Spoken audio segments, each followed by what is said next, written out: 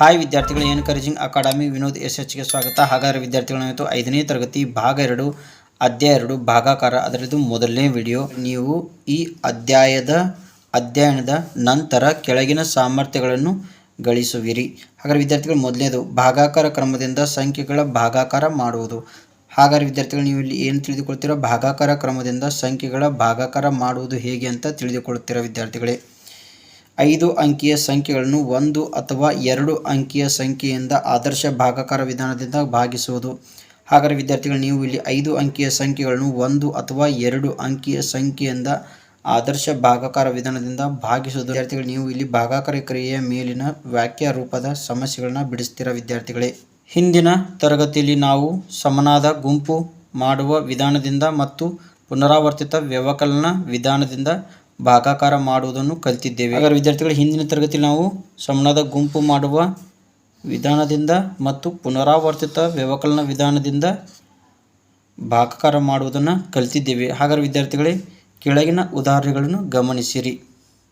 ಮೊದಲೇದು ಗುಂಪು ಮಾಡುವ ವಿಧಾನದಿಂದ ಭಾಗಾಕಾರ. ಹಾಗಾದರೆ ವಿದ್ಯಾರ್ಥಿಗಳೇ, ಒಂದು ಬಾಕ್ಸ್ನಲ್ಲಿ 4 ಚೆಂಡುಗಳಿವೆ. ಹಾಗಾದರೆ ವಿದ್ಯಾರ್ಥಿಗಳೇ, 4, 8, 12, 16, 20, 24, 28, 32. ಹಾಗಾದರೆ ವಿದ್ಯಾರ್ಥಿಗಳೇ, ಎಷ್ಟು ಬಾಕ್ಸ್ಗಳಿವೆ ವಿದ್ಯಾರ್ಥಿಗಳೇ? ಚೆಂಡರ ಎಷ್ಟು ಬಾಕ್ಸ್ಗಳಿವೆ ವಿದ್ಯಾರ್ಥಿಗಳು? 1, 2, 3, 4, 5, 6, 7, 8. 32 ಚೆಂಡುಗಳನ್ನು 4ರ ಗುಂಪುಗಳನ್ನಾಗಿ ವಿಭಜಿಸಿದಾಗ 8 ಗುಂಪುಗಳಾಗುತ್ತವೆ. ಹಾಗಾದರೆ ವಿದ್ಯಾರ್ಥಿಗಳು, 32 ಭಾಗಲಿ 4, 4 1 4 8. ಹಾಗಾದರೆ ವಿದ್ಯಾರ್ಥಿಗಳು, ಉತ್ತರ ಎಷ್ಟು ಬಂತು? 8.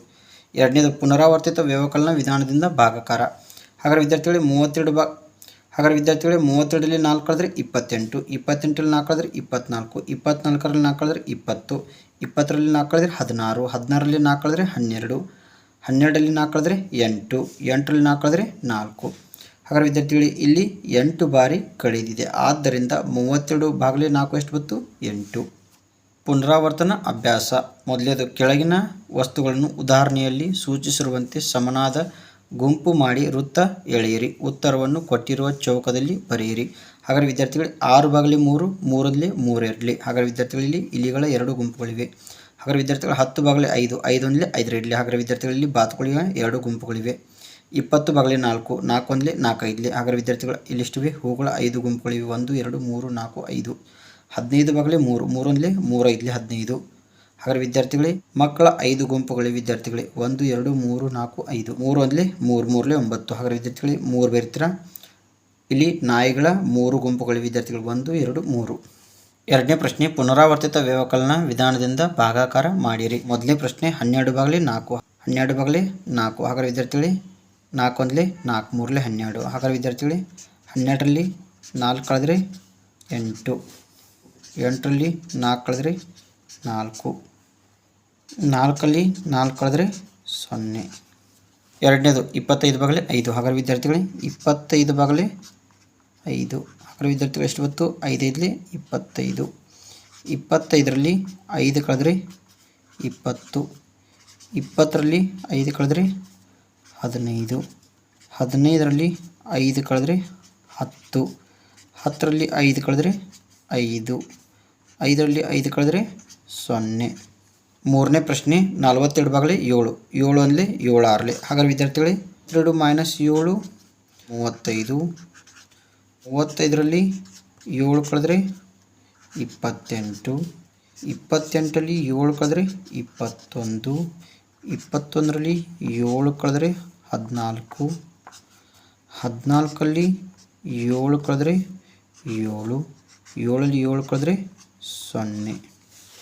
ನಾಲ್ಕನೇ ಪ್ರಶ್ನೆ, 30 ಭಾಗಲಿ 10. ಹಾಗಾದರೆ ವಿದ್ಯಾರ್ಥಿಗಳು, ಎಷ್ಟು ಬರುತ್ತೆ? 10 1ಲಿ 13ಲಿ.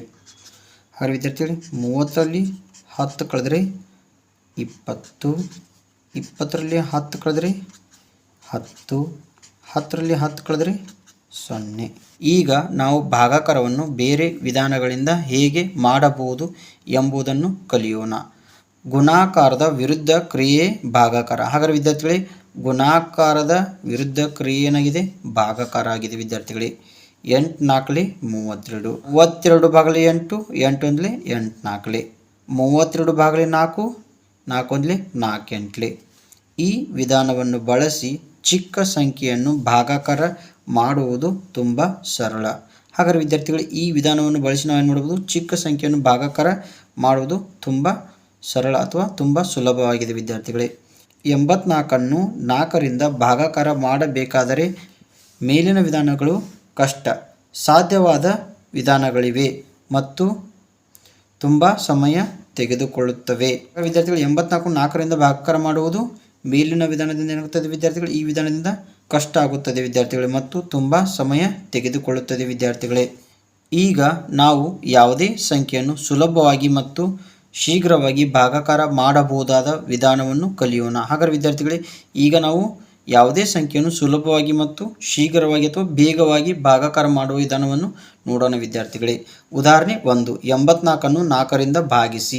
ಹಾಗಾದರೆ ವಿದ್ಯಾರ್ಥಿಗಳು ನಾವು ನೋಡಬೇಕು, ಇಲ್ಲಿ 84ಅನ್ನು 4ರಿಂದ ಭಾಗಿಸಬೇಕು ವಿದ್ಯಾರ್ಥಿಗಳು. ಹಾಗಾದರೆ ವಿದ್ಯಾರ್ಥಿಗಳೇ, ಇಲ್ಲಿ 4 ಅಂತ ಬರ್ಕೋತೀರಾ, ಇಲ್ಲಿ 84 ಅಂತ ಬರ್ಕೋತೀರಾ, 4 ರೇಡ್ಲೆ 8 ಅಂತ ಬರ್ಕೋತೀರಾ. ಹಾಗಾದರೆ ವಿದ್ಯಾರ್ಥಿಗಳೇ, 8ರಲ್ಲಿ 8 ಕಳೆದ್ರೆ 0. ಹಾಗಾದರೆ ವಿದ್ಯಾರ್ಥಿಗಳು 4 ಕೆಳಗೆ ಜಕ್ಕೋತೀರಾ. ಹಾಗಾದರೆ ವಿದ್ಯಾರ್ಥಿಗಳೇ, 4 1 4. ಹಾಗಾದರೆ ವಿದ್ಯಾರ್ಥಿಗಳು 4ರಲ್ಲಿ 4 ಕಳೆದ್ರೆ 0. 4 ಏನು ವಿದ್ಯಾರ್ಥಿಗಳೇ ಭಾಜಕ, 84 ಏನು ಭಾಜ್ಯ. ಬಂದ ಉತ್ತರ 21. ಹಾಗಾದರೆ ವಿದ್ಯಾರ್ಥಿಗಳು ಯಾವುದು ಭಾಗಲಬ್ಧ. ವಿದ್ಯಾರ್ಥಿಗಳಿಗೆ ಕೊನೆಗೆ ಉಳಿದದ್ದು ಏನಂತ ಕರಿತೀವಿ, ಶೇಷ.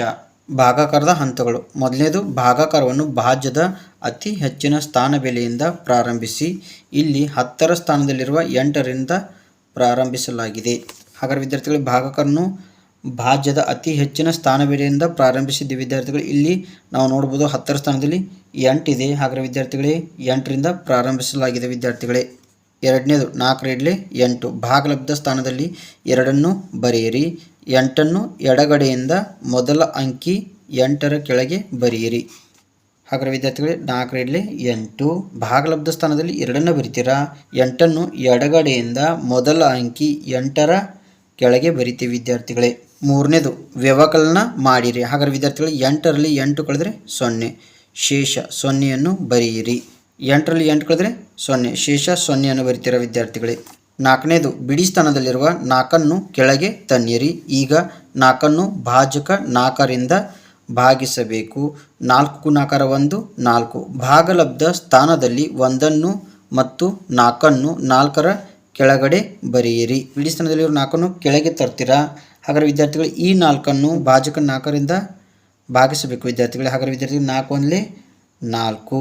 ಹಾಗಾದರೆ ವಿದ್ಯಾರ್ಥಿಗಳು ಭಾಗಲಬ್ಧ ಸ್ಥಾನದಲ್ಲಿ 1ಅನ್ನು ಮತ್ತು 4ರ ಕೆಳಗೆ 4 ಬರೆಯಬೇಕು ವಿದ್ಯಾರ್ಥಿಗಳೇ.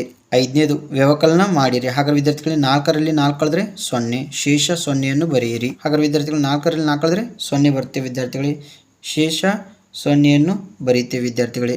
ಈ ರೀತಿ ಭಾಗಿಸುವ ವಿಧಾನವನ್ನು ಆದರ್ಶ ಭಾಗಾಕಾರ ವಿಧಾನ ಎನ್ನುತ್ತೇವೆ ವಿದ್ಯಾರ್ಥಿಗಳೇ.